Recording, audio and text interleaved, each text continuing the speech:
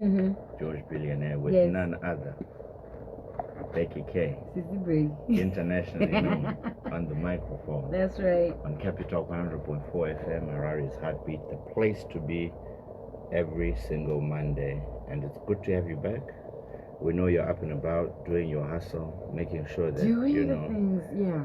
and this is going to be an exciting holiday because all the Wazukuru are looking forward to chopping and enjoying your money. So, Becky, it's not okay to say no. Christmas is a time where you're supposed to be giving and celebrating the season. So, please, as you go on to this holiday, be an amazing giver. No, but if their demands are a bit like no, calm down, I am going to say no. There's no demand that's too big for a kid. I mean, kids just want small things, toys, food, really, drink. It's not too much. And I know they're not a and Becky, problem. this has been a very good year for you. It has. We've seen what you've done. It has been. These are small yes. things for you. Yeah, and the weeks coming are even fully packed because you're busy. What? This is your busiest time. Yeah, it is. It is. Yeah, so I guess I found out True that. And what are your plans? What's the holiday looking like? Do you travel during December? So this is usually our busiest time. Okay. Pro air. We've got this heat wave that's upon us. So we've been busy flat out. So you'll find our team rarely goes on holiday. They may need to go on holiday early next year. This is the time where the heat is unbearable. So we are up and about, sometimes even working odd hours to make sure that we bring cooling solutions to people's homes and offices. So this is a busy time for us. So we are never not busy during Christmas. December is always busy time. People are, getting air conditioning units as presents to their loved ones, to their parents, to make sure that the environment stays cool. So this is a busy time for us. So of course the usual family lunches are gonna happen. I think Christmas from way back then was always a time where family sits. You all go to one person's house. Yep. We all sit down, and that's one cultural thing that we've lost as Zimbabweans, because we've all become very me, and my family. But it's important to really get out, go and visit people if you're not going on holiday as a family. Have that whole Christmas festivities, phones away, dance, get to know each other, play some games. For me, I always remember my Christmas kumusha. They were always the memorable ones. The best. Under the mango trees. The best. You're playing hide and seek.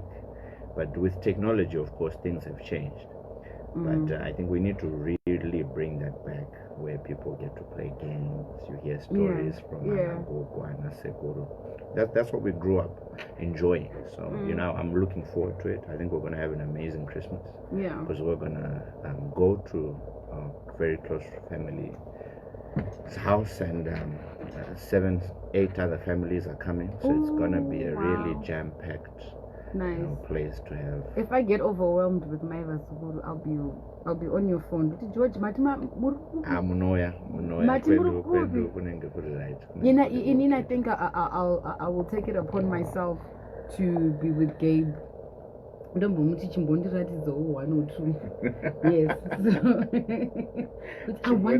Yes. I want to improve on my skill.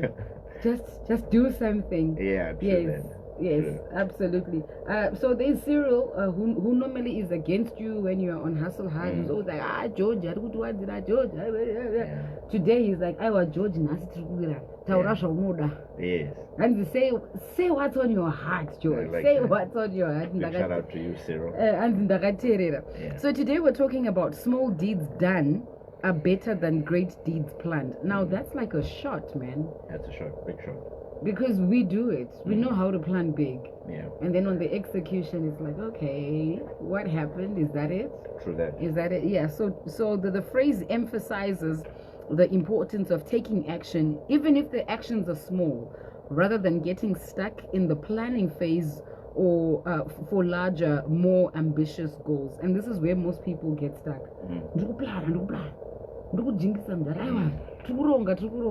And it's Tirikuronga from January, now it's 16 December. You haven't done anything. True that. Yeah. So how does this work with where we are right now? It sounds a bit more like procrastination. And I learned my lesson like last week about procrastination. I'm always saying it, but no, last week really taught me that if I say I'm going to do something, I must really do it. No matter how small it is, it's just part of the bigger picture of where I am going.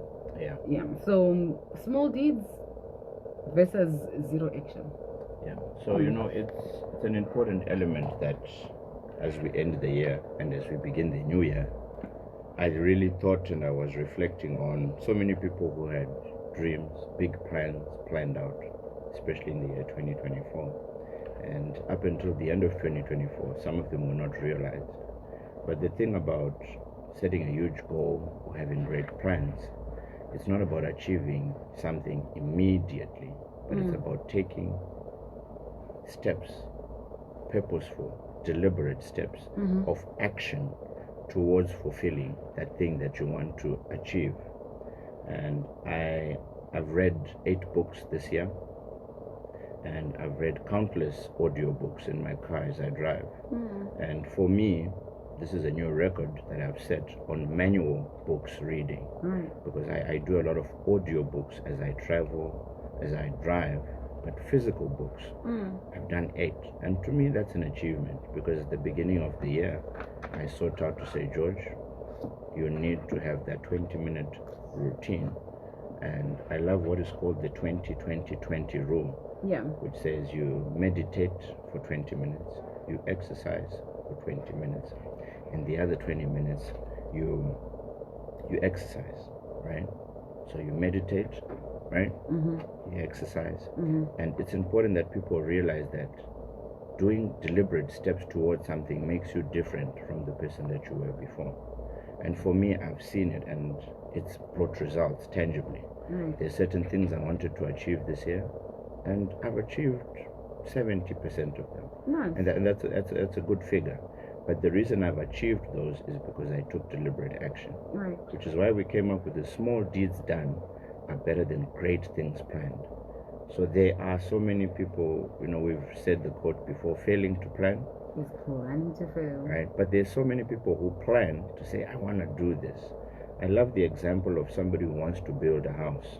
You can get the plan drawn out, right? And you can say, hey, this is my plan. I've gone and I've invested in building a house. But deliberate action is not having the full amount to actually build the house. It's actually beginning to assemble the key ingredients for you to build the house. That's bricks, that's stones, that's cement. So those are small things that you are deliberately doing. When you then begin to build, you've got a lot of things assembled together.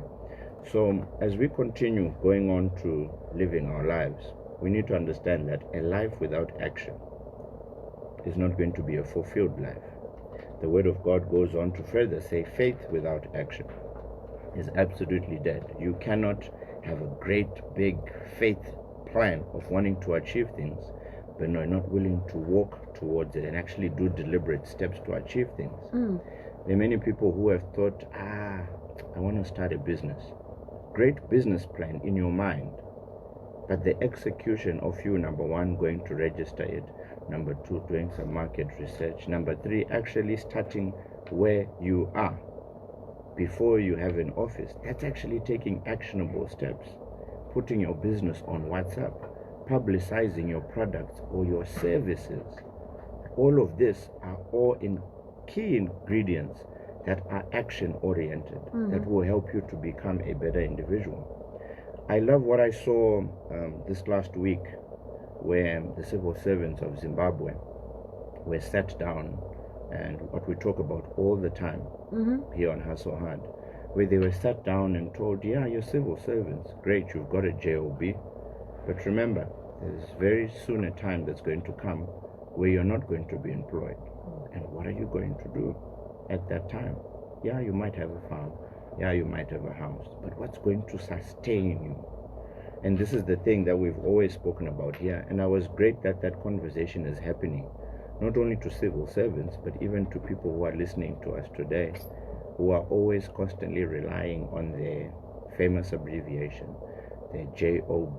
They're just over broke income, which is okay. Hear us here loud and clearly. But then ultimately, in due time, there's going to come a time where that job is not going to be there. And this is where the small things done when you have that JOB, when you do have that inflow coming, you setting up a little project in your backyard, you starting a side hustle, is going to be something that's going to sustain you at a time when things do not add up. So for me, the greatest thing I ever did in my life was to see the opportunity when I was faced with a challenge many years back, and I decided to become an entrepreneur because my JOB was not taking care of my needs and my twins at the time in 2012. And I decided to say, wait a minute, I don't have an office, right? I don't have a printer. I'm going to start where I am with a manual quotation book, my office, my very first office, my two-door little sports car, which had magnetic Pro S stickers on it. I decided to say, you know what? It's better I start where I am. With what you had. And that was the key thing. You know, I love the quote that says, a journey of 1,000 miles begins with one step. The greatest secret to getting ahead is getting started. And that's what I did in the year 2012. And I started the small things, started going around distributing, giving people quotations, and we started getting little jobs. I didn't have an excuse back then, Becky, of I didn't have an office. I didn't have. But for me, it was how strong my why was and how I chose my heart to say, you know what, if I keep on at this $300 a month with the lifestyle that I want, with the life that I want, I have to deliberately start to do something small now that ultimately has begun as a small pebble, but now is a huge rock and a force in the market today. So this is the key thing that people need to realize, that the shade you enjoy in a big tree today was deliberately planted by somebody many years ago. And if you're going to want to enjoy the shade, you have to be willing to start by putting that seed in the ground and deliberately watering it. And most of us have the most eloquent, elaborate, well-educated excuses of why we cannot just start doing something. We are too educated as individuals to say, so many people are doing it, I don't think it will work. No, everybody else is doing it. No, this market is flooded, I don't think it will work. And because of that, you will never know what lies behind the doors of the thing you never started or tried to do, because you never actually attempted wholeheartedly to do it. Most people listening to us go into things half-hearted, which is why things never work. Things are not changing in your life because you're not putting your full 100%. Even though you say you are, like your actions will show, the progress will show just how much you are putting into it. So you get, and then you look at the output and you're like, no, my guy. And I always tell people this, that for me, I never had a plan B. I never had a plan B to say I'm going to look for a job again. I couldn't, because I never went to university. I didn't have the proper qualifications for me to get a job like so many other people, right? But imagine in the economy and the life we're living today, even PhD graduates are at home. They've got all the qualifications, but still there aren't as many jobs to be able to sustain them in what they want to do. But for me, it was me saying, you know what, I'm going to give it my best shot. I'm going to make this work, and I'm not going to fail in this thing. And it's a mindset thing, like we always say here on Us So Hard. Success is an inside job, and it begins with you. Success begins in your mind. My daughter Gianna's favorite quote. It begins, if you don't see yourself as a success, you will never be a success. And if you don't start making the small steps, you will never be able ever to achieve anything at all in life. I gave this example the last time. When God created human beings, He never created you to remain at a specific position for a very long time. I have a daughter who is 1 year, 8 months now. At first, when she came out, we used to carry her around. Then she began to crawl. Now she got her walker's license and she's walking around the house. Now she's becoming very independent. Now words are coming out. So there's always a progress of growth in an individual. And when you see yourself 20 years, you are at the same place. There's an error in your life because you are not doing what God designed you to be. You're not. The Word of God says, go on to this thing called planet Earth. Go and dominate.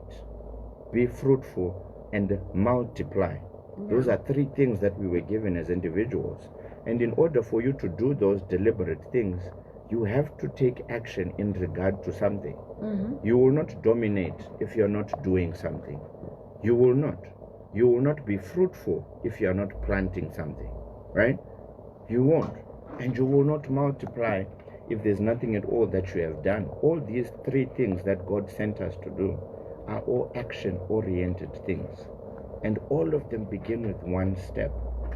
And if you look at some of the biggest fast food outlets, motor companies, clothing shops, musicians, whatever it is, if you see something, they understand the principle of these 3 things. And first is to start. Once you begin, you have one branch. And then guess what? You then multiply in your neighborhood, in your town, in your country. And then ultimately you dominate the whole wide world. That's the purpose of our life.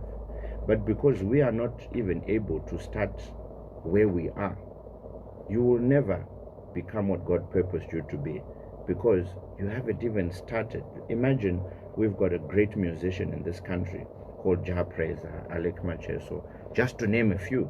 Had they not started singing, and yet people did not like their music at first, right? They wouldn't be internationally recognized, flying around the world to do this. But they had to start by doing something. At what point do you then perfect your work? Giving the example that you gave, because there's questions coming through about perfectionism. Like, I procrastinate not to do certain things because I'm such a perfectionist. I want things to be perfect all the time. If it's not good, I'd rather not do it. But I'm thinking this will definitely stop you from doing anything. The artists that you mentioned, Jah Praiser, Alec Macheso, when they started, maybe people were just like, oh my goodness, what is this? That's correct. Right? And then as time went on, they were like, I don't go and I'm tired. I also did it, and Alec Macheso, like, my way, you know, his music. That's right. But they perfected it at some point. Even with you, when you started your company, maybe you sucked at first. Maybe the first aircon you installed didn't work. Or maybe it was leaking water, or the gas wasn't okay, or something went off. At what point does perfection come into place? At what point do you perfect the work that you have started? You know, I tell people that every amateur cameraman began as an amateur, right? Every professional cameraman, mind I say, began as an amateur. Every radio, TV presenter began as an amateur. True. Becky, the first time you came on radio, you were stammering. You weren't this cool and composed. You were very affected by somebody calling you Sissy Becky. And it would put you off the whole show. Right. I remember Jah Praiser back in the day when we started in 2012. He was a one-man band playing at Jazz 105. He was a nobody. People, he would actually play before the great artists would come on. Before Tuku came on, Jah would be like the act before he came on. And people would never give him attention or even an eye. I remember back then when we started, we weren't, like you're very much saying, good at what we were doing the very first stages. People would prefer other people compared to us. Right. But then the thing with time and consistency and doing something over and over and over again, you perfect your personal craft and you become so good at it that people cannot avoid you. Right. When you enter a place, be so good at what you do. When you enter the room, you don't need an introduction because people know you. And this is done because of repeated hours over and over again. To the person who asked about procrastination for sure is called the greatest thief of time. And procrastination is a very close relative of poverty. So if you are somebody who's constantly procrastinating, Poverty is waiting. poverty is just around the corner, just immediate left. I thank God just, you repented because just. yay. Many people who Bekunzima. procrastinate, there are people, and get it correctly, that is the plan of God. Mwari pakasika munhu. It's true, Jeremiah 29:11. The plans I have for you are not for George, Becky, the pulses, and everybody listening to be ordinary. No, those are not the plans I have for you. The plans I have for you are to prosper you, to make you become a unique, wealthy, successful individual and give you a bright future, not an ordinary one. You're supposed to be internationally known. Yes, your brand, your product, your service is supposed to be internationally recognized, because when God created you and I, He knew that in the 21st century, we're going to need a radio personality, an MC, a brand ambassador, so many things. But the person we're going to send to cater for the 21st century is Becky K. Imagine that. For George, we know we want somebody who's going to motivate, inspire, somebody who's going to provide air conditioning solutions for the world at large. So we're going to send George. And that was the intent of God with everybody listening. You are not supposed to die a township hero or a city hero or a national hero. You're supposed to become an international icon, globally known. I love Bob Marley's music, right? That's not just played in Jamaica alone. No, it's not. That's the purpose that God created all of us, so that your product, your solution, your service caters for the whole market at large. We know Steve Jobs, his product and service is not just for America alone, it's for an international community. So, wakazvibvunza iwewe kuti what is my purpose and my plan? You'll never realize it until you start. Becky, I would have never known that I could be an entrepreneur until I decided to start. Was I born an entrepreneur? No. And many people will say, yeah, entrepreneurship is for those guys. Entrepreneurship happens when you decide to happen. And the thing about entrepreneurship and life, you decide to happen, you learn and you keep learning. And the thing about life, one of my favorite quotes, we live and we learn. Every failure, we've said it before, first attempt in learning, you are learning how not to do something until you perfect it. We all know the story of Thomas Edison. He kept on keeping on. And that's the secret with life. All the musicians, all the business people who've been out there, what has set them apart and what has made them successful is that they chose to start when everybody else said it will not work. They chose to sing. They chose to invent that product when everybody else didn't believe in them. And they then became multi-millionaire, successful, wealthy, and have all these things because they did one thing. They understood the very simple quote that we've said today. Small things done are better than great things planned. I'm going to take you back to the statement you said you read 8 books. You challenged some people here. Were you doing that whole 20-minute thing where you read a book for 20 minutes? And would you read one book at a time? Or were you simultaneously reading like 3-4 books at a time until you got to 8?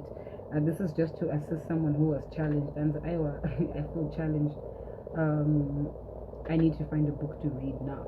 True. Yes. You know, and what books are we looking for? Are we always looking for development books, motivational books, self-help books, novels, documentary, like what you call them, biographies? What are we reading? What are we listening to? And for how long? Yeah. So for me, my 20-minute, the 20-20-20 rule, for me is something that I read in a book called Atomic Habits. And that book taught me that in order for you to be successful, all successful people have habits. You know, there's also the 5 a.m. club. All the things I found out about successful people, they have a routine to life. They are not easily distracted. They wake up super early in the morning, they exercise, they meditate, and they have time to visualize and do what they want to do. And for me, that simple discipline of saying 20 minutes, I read a book. I read one book at a time. And I usually give myself a time frame to say, in this time, I want to have finished this book. And I do that deliberately. And Joku mix my book, unfortunately, you mix a lot of content. And for me, if you're watering too many plants, water one plant, it grows, you finish. And with me, I actually have a summary of the books I read. Every book I've read, I've got my personal jotted down summary, because that's how I catch things. So for me, books I read, in my car, I've always said a car can be your university, because we all like listening to Capital right now when we're driving. That's good. But there are times also you need to have self-help time, where you listen to something that's going to provoke you. And sometime when stuck in traffic, we're going on a long trip out of town, you're on an airplane to go to a foreign land, instead of watching a movie, which, trust you me, does not actually aid you in any way, why not close your eyes? That 1 hour, hear that audio book, Think and Grow Rich, how to go from where you are to where you want to be. There's so many books out there, good to great. All these books will help you to say, wait a minute, I didn't know that this is what this guy went through for him to establish this big brand. Can we be successful without reading books or listening to audiobooks? The one thing I've always said, which is also stated in the Bible, in order for you to be great, faith comes by hearing, right? And when you hear other people's success stories, it will ignite a flame in you to say, wait a minute, if that guy did it, if he went through so much persecution, if he tried to be president 10 times and he got it the 11th time, if Thomas Edison did it, if these guys did it, if the Wright brothers tried and they believe so much in their thing, that will just encourage you. Because as the human being, everything you do, Becky, is influenced by somebody else. Everything. So it's important for you to hear the other success stories of others, so that at the time you feel like, it's not going to work. And a perfect example is the Word of God, the Bible, right? There's so many stories in there that cater for sickness, that cater for business.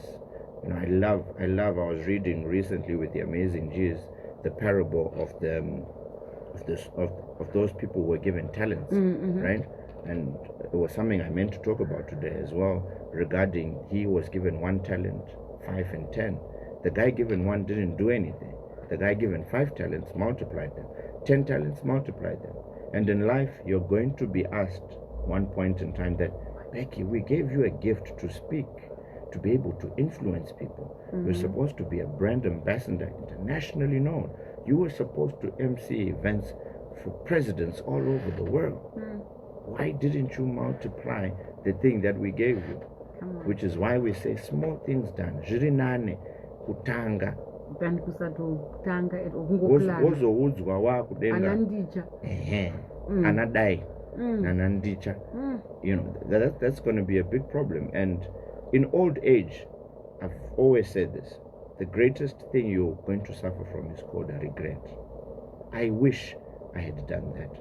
I wish I had started. I wish. That's the worst. When you go to old people's home or to old people, they will tell you, I should have bought another property. I should have started that business, because somebody else they started, then I procrastinated. And now I could have been in a far better place. My kids could have been doing better. Because of your fear of failure, because of your procrastinating, because of so many things that only exist in your mind, which are holding you back, which here on Hustle Hard, George and Becky repeatedly are telling you, remember these words clearly that we are saying. When you have oxygen still to breathe, and you're still agile, it doesn't matter how old you are, you still have the capacity to do something with your life. Start small. The greatest secret to getting ahead and becoming successful is getting started. Don't just rely and be comfortable, because that is not the mandate of God for anybody who He sent on this planet. We are supposed to dominate, be fruitful, and multiply, and have abundance. Ndo chirongwa chakagadzirwa naMwari kuti vanhu vese vachauya panapa vachamultiply, vachaita zvinhu zvichandidadisa. Vanhu vozoziva kutoti no, for sure ndo zvakatumirwa munhu uyu here on this planet. But some of you are going to disappoint your Creator because you're holding back, because you're okay, you're comfortable, you're driving easy, but yet you're supposed to influence the world at large. There's a preacher in you. There's an entrepreneur who is supposed to start a business to employ thousands of people. There's a musician whose song is going to make people give their lives to the Lord. There's a product which you, who's listening to us, are supposed to launch, which is supposed to change Africa at large as a continent. So all of these things are things that we hold back. And what I've studied and understood with successful people, especially those who we've read in the great books, the Hall of Fames, all these people followed what they loved to do. They started working towards it. They didn't use there's politics happening in the country, I don't have money, I don't have this, things are hard everywhere, but they just did. And whenever there is a vision, God will provide the provision, and then your thing will succeed. And then you'll be amazed, I just started this thing, and then so many people came on board and supported me, and now look, we're the biggest after so many years of. So that's the message that people need to understand, that it's not about having a plan in your mind, but it's about execution, and it's small steps towards executing the bigger plan. We know you want to become a billionaire and a trillionaire, we know, but what are you doing today in order for you to reach that place? It's those deliberate steps of putting on a little, and then soon the little on a little will become much, and you'll become great. We are in silly season, George, and people have got plans, right? Big plans that they've been like, I'm going to start this year, and it's halfway through the end of the month into a new year. Can those people still start, or should they start next year? Honestly, like, knowing what is happening in December, or what happens in December, it's literally silly season. And good December, boss. And when you say silly season, I hope people listening to us are not going to be silly this December. Hopefully not. And I hope they're not going to be affected by, I don't know the name of the disease that happens in January. Because if you knew there's a disease in January, please avoid the protect disease. yourself from, getting in contact with this disease. Avoid those people who can contagiously, who can contagiously affect you. That in the next couple of days, when the year turns another year, you're going to now be saying, I'm suffering from that disease. Deliberately, I would say to people, for those who want to start reading books, start now. Right. There are certain parties, hangouts, things that you don't really need to buy in this festive season. There are school fees. There is rent around the corner. Talk to them. Be a disciplined individual, and don't be, like Becky said, I'm not the one who said it. Yes. Do not be silly by trying to impress those relatives who've come from out of the country. Louder. Yes. Don't try and impress people by pulling up a lot of parties which are going to leave your kids in January wanting now to go to school in the second week. They need uniforms. There's a lot. George, if we continue, we'll start the second segment. It is 1 o'clock on Capital. That was George Billionaire for Hustle Hard.